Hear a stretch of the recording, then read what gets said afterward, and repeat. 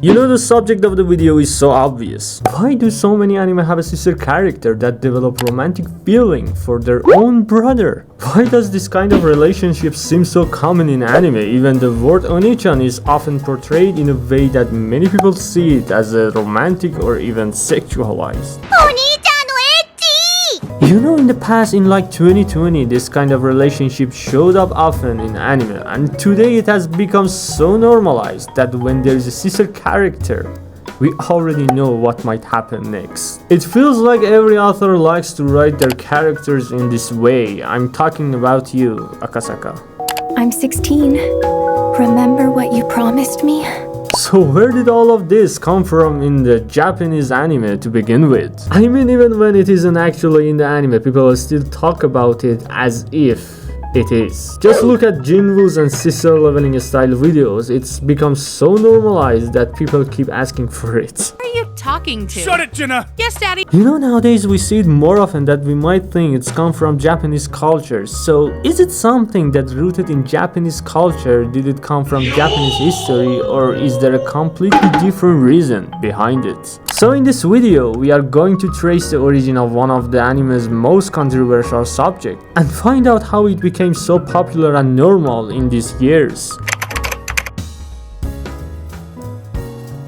One of Japan's oldest surviving books is the Kojiki, written in the year 7012. Along with the Nihon Shoki, it tells the creation story of Japan and the birth of the Shinto gods. You know, in these books there are creator deities. You know, you might heard of them. Izanagi and Izanami are described as brother and sisters who also become husband and wife together. They create the islands of Japan and give birth to many of the Shinto gods. At first people look at this and say, oh look, Japanese culture has incest in it. But it's not really unique to Japanese culture. I mean, even in the Bible there are multiple incestuous relationships. Even Adam and Eve children would have had relationships with their own siblings. In fact, this isn't unique to Japan or even the Bible. Many ancient civilizations had myths where gods married their siblings or other close relatives. Like for example, ancient Egypt, Greek mythology, and several other traditions all include divine relationships that would be completely unacceptable in ordinary human society.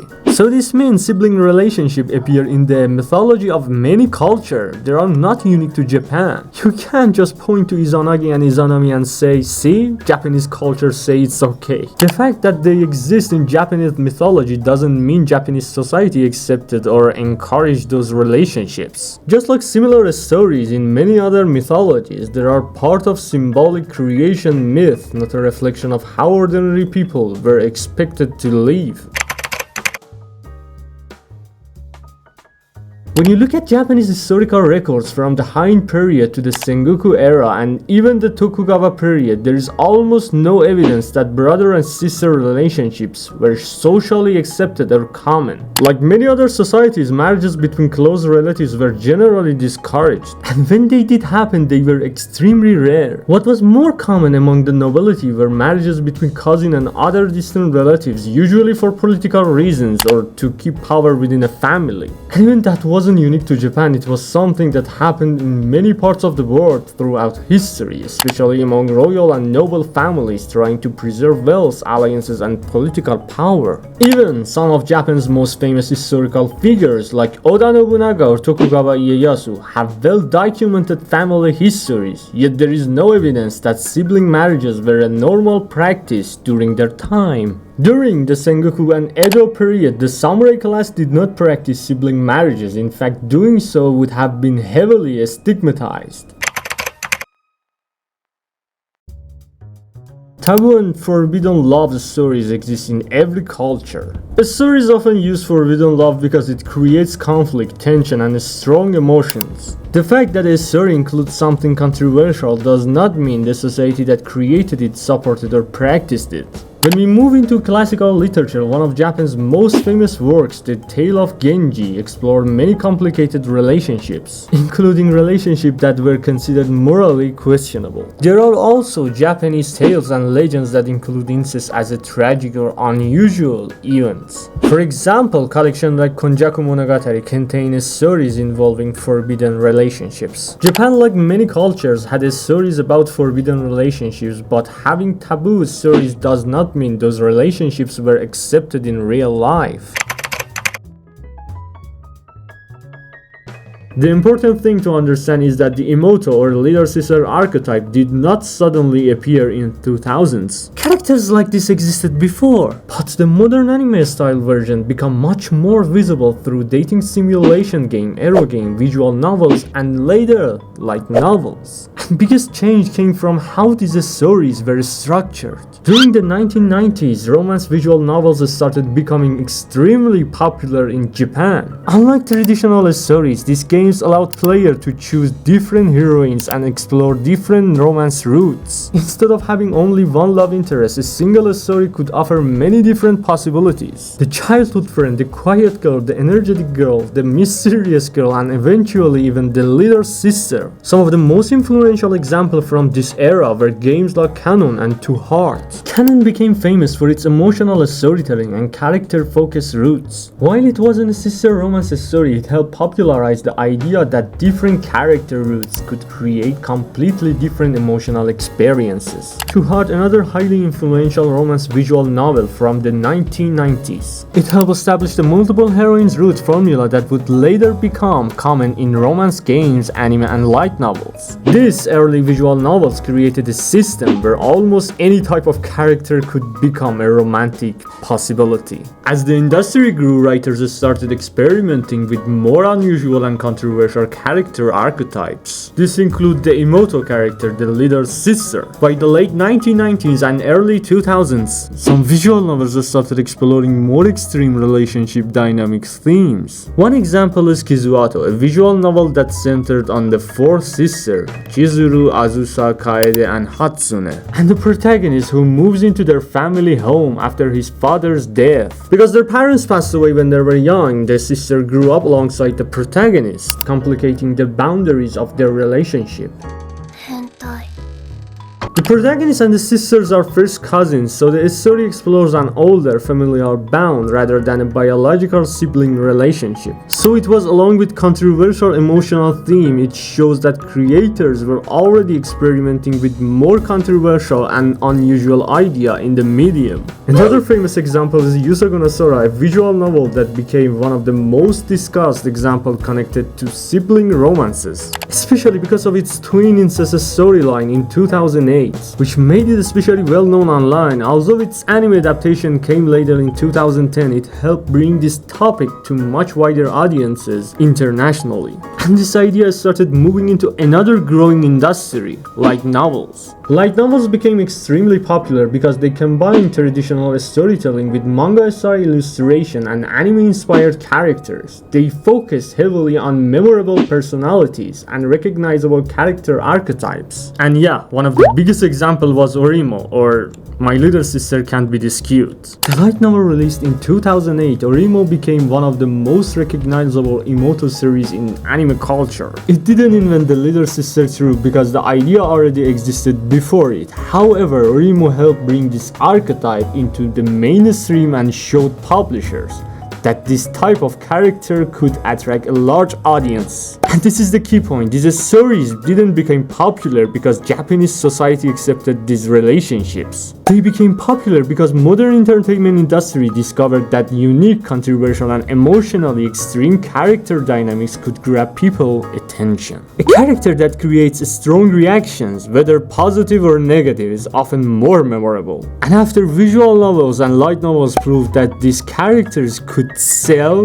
we go on another stage. Anime begins adapting and separating these tropes even further.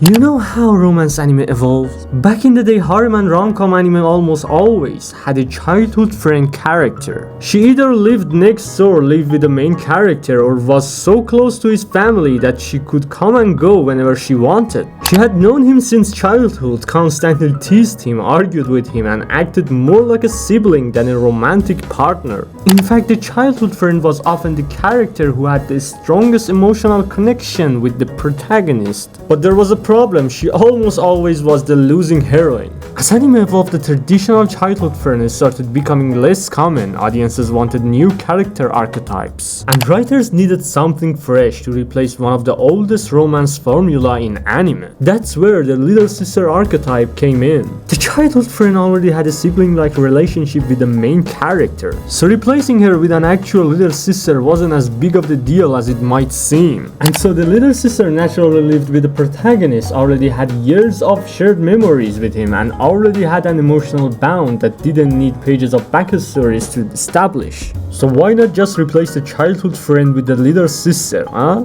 Good idea.